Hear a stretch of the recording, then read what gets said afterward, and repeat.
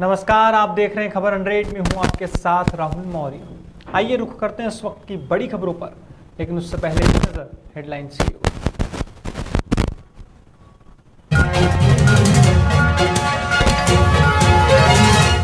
Ujjain police की ताबड़तोड़ कार्यवाही, नौकरी दिलाने के नाम पर ठगी करने वाले आरोपी को किया गिरफ्तार।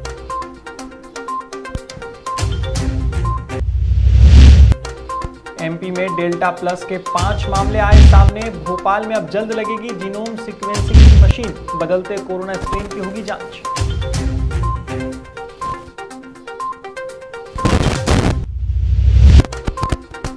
बदनावर में पीएचई विभाग के हैंडपंप की बदली दुर्दशा, अब ग्रामीणों को मिलेगा साफ हैंडपंप का पानी।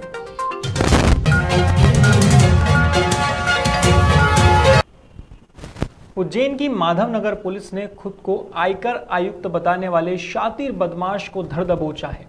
बताया जा रहा है कि आरोपी लगातार सरकारी विभाग में नौकरी दिलवाने के नाम पर ठगी की वारदात को अंजाम दे रहा था।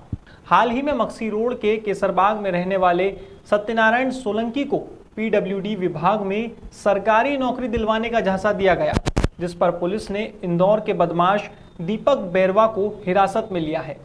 फरियादी सत्यनारायण सोलंकी की माने तो पुलिस ने सरकारी विभाग में नौकरी दिलवाने के नाम पर आरोपी को गिरफ्तार कर लिया है।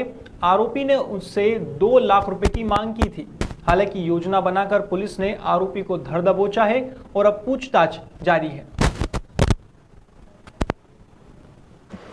ये आवेदक है सत्यनारायण सोलंकी, जो उज्जैन के रहने वाले हैं। इनके द्वारा शिकायत की गई थी कि किसी व्यक्ति द्वारा, जो अपने आप को आयकर विभाग का उपायुक्त बताते हैं और उसका नाम दीपक बैरवा है, तो नौकरी लगवाने के नाम पे उसके द्वारा 1,10,000 रुपये ले लिए हैं और 1 लाख रुपये और मांग रहा है।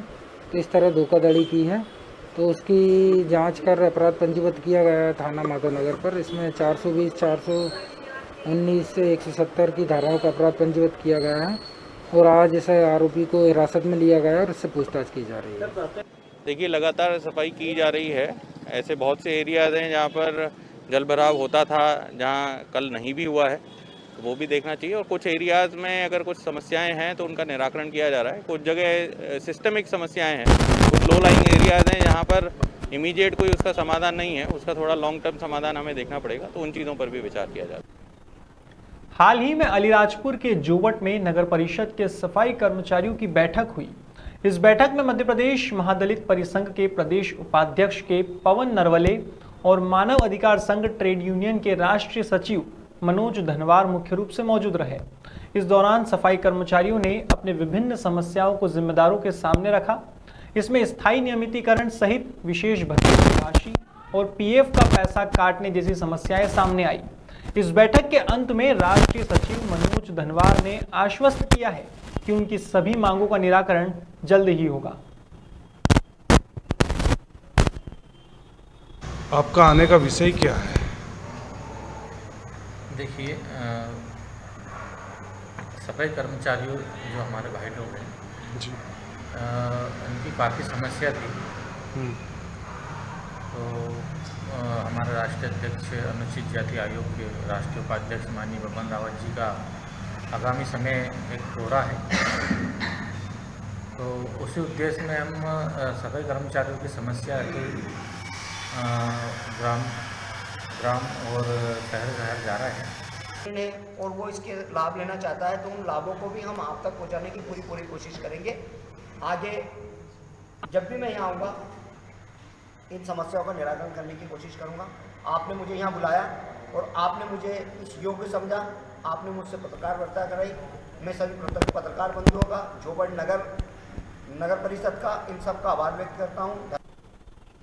गुरुवार को मध्य प्रदेश के चिकित्सा शिक्षा मंत्री विश्वास सारंग ने मीडिया से बात करते हुए बताया कि एमपी में 5 डेल्टा प्लस के मामले सामने आए हैं, 3 भोपाल में और 2 उज्जैन में यह मामले सामने आए हैं। हालांकि कॉन्टेक्ट ट्रेसिंग की जा रही है और सीएम के निर्देश पर टेस्टिंग भी लगातार जारी है। इसी बीच जीनोम सीक्वेंसिंग की मशीन भी अब भोपाल में जल्द ही लगाई जाएगी, जिससे बदलते कोरोना स्ट्रेन की जांच हो सकेगी। मंत्री विश्वास सारंगी की माने तो सीएम शिवराज सिंह चौहान के लगातार केंद्र सरकार से बात चल रही है। प्रदेश की बेहतरी के लिए हर संभव प्रयास किए जा रहे हैं। मध्य प्रदेश में हमें 5 डेल्टा प्लस के केसेस संज्ञान में आए हैं, 3 भोपाल में और 2 उज्जैन में। और उसके जो भी प्रोटोकॉल है उसका पूरा हमने पालन किया है। उन 5 जो डेल्टा प्लस के वेरिएंट के पॉजिटिव केस मिले हैं उनकी कॉन्टैक्ट ट्रेसिंग हमने की है। माननीय मुख्यमंत्री शिवराज सिंह चौहान जी ने ये निर्देश दिए हैं कि हम कोरोना की टेस्टिंग में कोई कमी नहीं करेंगे, चाहे वो RT-PCR हो, चाहे रैपिड एंटीजन टेस्ट हो। केंद्र सरकार ICMR और NCDC की गाइडलाइन के अनुसार हमें नियत समय में जो RT-PCR और रैपिड एंटीजन के पॉजिटिव केस होते हैं उनकी सीमित मात्रा को जीनोम सीक्वेंसिंग के लिए दिल्ली NCDC भेजना होता है। उस प्रोटोकॉल का भी हम पूरा। इंदौर के आजाद नगर थाना क्षेत्र में हत्या का मामला सामने आया है। यहां कोहिनूर कॉलोनी के पास 12वीं के छात्र रेहान को आरोपी निजाम ने बुधवार रात चाकू मार दिया।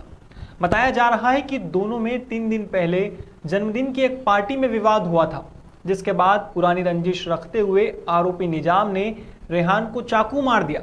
अब पुलिस ने हत्या का मामला दर्ज किया है और आरोपी को हिरासत में लेकर पूछताछ शुरू की है। सर ये वहीं खड़े रहते हैं सब।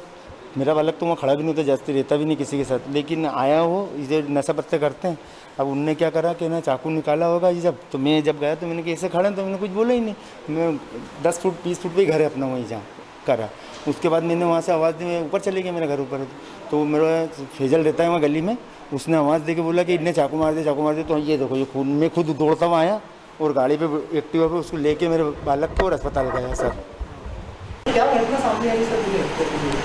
अभी थाना आज़ाद नगर के मदीना नगर क्षेत्र से एक सूचना प्राप्त हुई है कि एक व्यक्ति की चाकू मारकर हत्या कर दी गई है।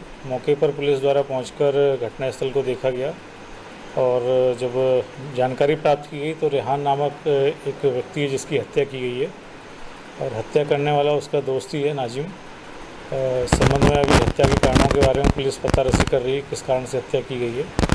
आरोपी को गिरफ्तार कर लिया। बदनावर की ग्राम पंचायत पंचकवासा के अधीनस्थ ग्राम बामन सूता में झाबरी पुलिया के पास PHE विभाग का हैंडपंप लगा हुआ है, लेकिन इस हैंडपंप के आसपास कई दिनों से गंदगी का अंबार भी लगा हुआ था, जिसके चलते इसका पानी पीने योग्य नहीं था। इसकी शिकायत भी कई बार जिम्मेदारों को की गई थी, लेकिन कोई सुनवाई नहीं हुई। अब जन सहयोग से इस हैंडपंप की दुर्दशा बदल गई है। अब ग्रामीणों के साथ ही राहगीरों को भी पीने को मिलेगा साफ स्वच्छ हैंडपंप का पानी।